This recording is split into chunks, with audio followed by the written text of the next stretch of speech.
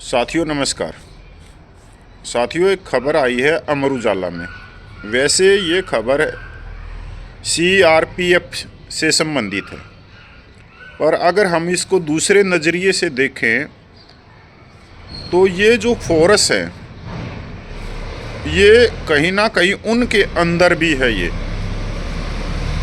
कि फिजूल खर्ची वीआईपी कल्चर के कारण जो गृह मंत्रालय के अंडर जो पैरामिलिट्री फोर्स आती हैं या रक्षा मंत्रालय के अंडर जो सेना आती है, उनके जो बड़े रैंक के अधिकारी रिटायरमेंट होते हैं तो उस रिटायरमेंट को भय बनाने के लिए, सामरोह करने के लिए करोड़ों रुपये फूंक दिए जाते हैं।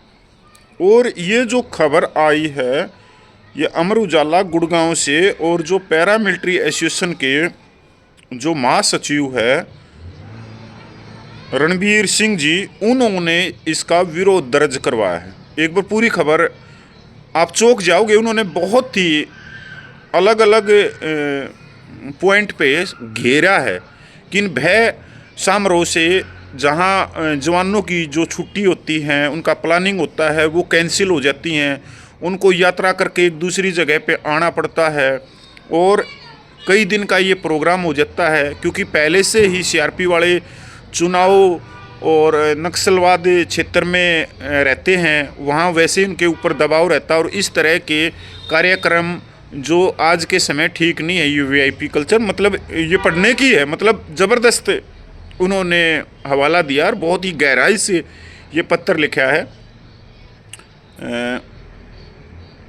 पर क्यों सीआरपीएफ बोस की विदाई परेड पर क्यों याद आए पूर्व डीजी दुर्गा प्रसाद, जिन्होंने फेयरवेल न लेकर बचाए थे करोड़ों रुपये। ये तो इसका जो न्यूज़ है इसका हैंडिंग ऊपर की बोस की विदाई।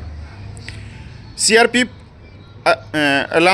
Alliance of all x paramilitary force welfare association के महासचिव के मुताबिक एक तरफ सीआरपीएफ डीजी की विदाई परेड पर करोड़ों रुपये खर्च किए जा रहे हैं, वहीं दूसरी ओर वार्षिक मेले आयोजन की मंजूरी नहीं दी जा रही। तो भाई मैं पूरी खबर पे लेकर चलता हूँ। Alliance of all x paramilitary force welfare association के महासचिव के मुताबिक एक तरफ सीआरपी डीजी की विदाई परेड पर करोड़ों रुपये खर्च किए जा रहे हैं, वहीं दूसरी ओर वार्षिक मेले आयोजन की मंजूरी नहीं दी जा रही है। सीआरपीएफ डीजी अनीस दयाल सिंह जो 31 दिसंबर को सेवानिवृत्त हो रहे हैं, उनके सम्मान में विदाई परेड समारोह का भव्य आयोजन किया जा रहा है। रणबीर सिंह ने कहा कि इस प्रकार के आयोजनों में करोड़ों रुपये का खर्च आता है, इससे किसी का फायदा नहीं होता है। यह केंद्र सरकार की खर्च घटाओ नीति के खिलाफ है। सीआरपीएफ के महानिदेशक के दुर्गा प्रसाद ने 28 फरवरी 2017 को अपनी सेवानिवृत्ति के उपलक्ष्य में की जा रही विदाई सम्मान परेड में शामिल होने से मना कर दिया था। मतलब इससे पहले वाले जो सीआरपी के डीजी के महानिदेशक थे, उन्होंने इस तरह के प्रोग्रामों से अपनी दूरी बना ली थी और उन्होंने कोई मतलब एक सिंपल तरीके से रिटायरमेंट हो गए थे। उनका कहना था कि सीआरपी जवान चुनावी ड्यूटी, प्राकृतिक आपदा, नक्सलवाद, आतंकवाद ग्रस्त क्षेत्रों व दूसरी तरह की ड्यूटी पर मुस्तैद रहते हैं। ये मेरे लिए संभव नहीं है कि मैं विदाई परेड में हिस्सा लूँ। ये अच्छी बात है कि जो पुराने वाले ने बड़ी अच्छी बात कही उन्हें। बतौर रणबीर सिंह के दुर्गा प्रसाद ने खुद अपने शब्दों में कहा था कि उन्होंने बल की सुविधा को ध्यान में रखते हुए विदाई सम्मान परेड में जाना उचित नहीं समझा। पूर्व डीजी ने एक मिसाल कायम की थी। इस साल 20 अक्टूबर को डीजी सीआरपीएफ व अन्य फोर्स हेडक्वार्टर को ईमेल कर हर साल आयोजित किए जाने वाले वार्षिक मेले को फिर से शुरू करने के लिए निवेदन किया गया। एसोसिएशन के पत्राचार के जवाब में डीजी सीआरपी द्वारा मेले के आयोजन पर असहमति जताते हुए कहा गया कि इससे जवानों की परिचालन व्यवस्था और सुरक्षा पर असर पड़ता है। इसके अतिरिक्त जवानों के आवागमन के कारण बल पर वित्तीय भार पड़ता है। एसोसिएशन के अनुसार कोविड महामारी के चलते इस तरह के वार्षिक मेले के आयोजनों को सुरक्षा बलों द्वारा रद्द कर दिया गया था। वार्षिक मेले आयोजनों के संबंध में सीआरपीएफ के पूर्व डीजी HR सिंह ने कहा कि आम पब्लिक में इस प्रकार के आयोजनों से फोर्स की छवि में इजाफा होता है। साथ ही बल की विभिन्न यूनिटों द्वारा लाए गए अलग अलग राज्यों के उत्पादों की खरीदारी से बटालियन कैंटीन फंड में इजाफा होता है। मेले के दौरान होने वाले सांस्कृतिक कार्यक्रमों का पैरामिलिट्री परिवार आनंद ले सकते हैं। दूसरी तरफ डीजी की भय विदाई समारोह परेड पर करोड़ों रुपये खर्च होते हैं। महानिदेशालय प्रांगण में विदाई समारोह का आयोजन कर अनावश्यक खर्चों से बचा जा सकता है। पहले भी इस प्रकार के आयोजन महानिदेशालय प्रांगण में आयोजित किए जाते रहे हैं, उसमें चाय पान के अलावा कोई खास नहीं होता। मौजूदा डीजी अनीश दयाल सिंह की फेयरवेल परेड की तैयारी 1 मास पहले से चल रही है। जो महानिदेशक रिटायरमेंट होना है उसकी तैयारियां 1 महीने से चल रही हैं। ये भी भाई बड़ी। इस बार फेयरवेल परेड में 6 कंटिजेंट 7/7 ब्लॉक फॉर्मेशन में हिस्सा लेंगे। परेड में कुल 12 सहायक कमांडेंट, 36 SO और 408 अन्य रैंक के कार्मिक रहेंगे। इस तरह से CRPF डीजी की विदाई परेड में कुल 456 अधिकारी जवान हिस्सा ले रहे हैं। बल्कि पूर्व अफसरों का कहना कि ऐसी फेयरवेल परेड का खर्च करोड़ों रुपये आता है।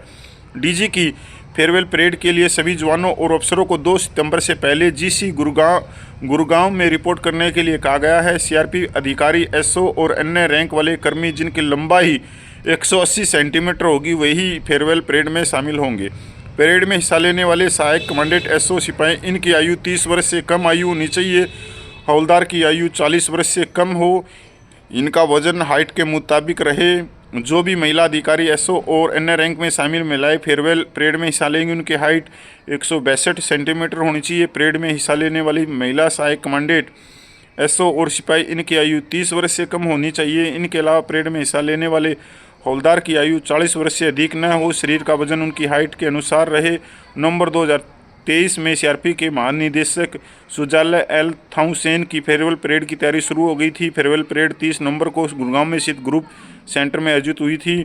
CRPF में जंगल वारफेयर के एक्सपर्ट कोबरा कमांडो को डीजी की फेयरवेल परेड में शामिल होने के लिए कहा गया। खास बात है कि उस वक्त वे कमांडो छुट्टी पर थे। मुख्यालय द्वारा कहा गया कि उन्हें छुट्टी से वापस बुलाया जाए। तब कोबरा सेक्टर हेडक्वार्टर के अधिकारी ने IG ट्रेनिंग मुख्यालय से आग्रह किया था कि कोबरा कमांडो को उनके तय लीव शेड्यूल से बीच में बुलाना ठीक नहीं होगा, इससे उनके मनोबल पर बुरा असर पड़ सकता है। कोबरा विंग के अधिकारी ने IG ट्रेनिंग से पूछा था क्या कमांडो को 15 अक्टूबर की बजाय 25 अक्टूबर तक बुलाया जा सकता है। CRPF के ट्रेनिंग मुख्यालय ने आदेश दिया था कि 15 अक्टूबर तक कोबरा दस्ते को एकीकृत करे ताकि वे डीजी को सलामी दे सकें। CRPF कुलदीप सिंह की फेयरवेल के लिए भी गुड़गांव में जोर शोर से तैयारी की गई थी। उनका कार्यकाल 30 सितंबर 2022 को खत्म हुआ था। गुड़गांव स्थित बल के ग्रुप सेंटर पर फेयरवेल परेड के लिए विभिन्न हिस्सों से लगभग 900 जवानों अधिकारियों ने 1 सितंबर से पहले ही गुड़गांव में रिपोर्ट किया था। कुल मिला के यार देखे कितनी कहाँ जी रहा आज भी देश कि जो पैसा दूसरे कार्यों में लगना चाहिए। यहाँ तक जो CRPF के जवान हैं, ऐसे और बड़े अधिकारी हैं, उनके परिवारों को अच्छी शिक्षा देने के लिए लगना चाहिए, या जो शहीद परिवार हैं उनको शिक्षा देने के लिए लगना चाहिए। और वो सिर्फ VIP और फोटो खिंचवाने के लिए करोड़ों रुपये फूंक दिए जाते हैं। उससे परेशान आम जवान होते हैं। ये तो हाल है। और फिर इसमें जो रक्षा मंत्रालय के अंडर जो फोर्स आती हैं तो उनमें तो यार और भी ज़्यादा है। इस पे तो रोक लगनी चाहिए यार।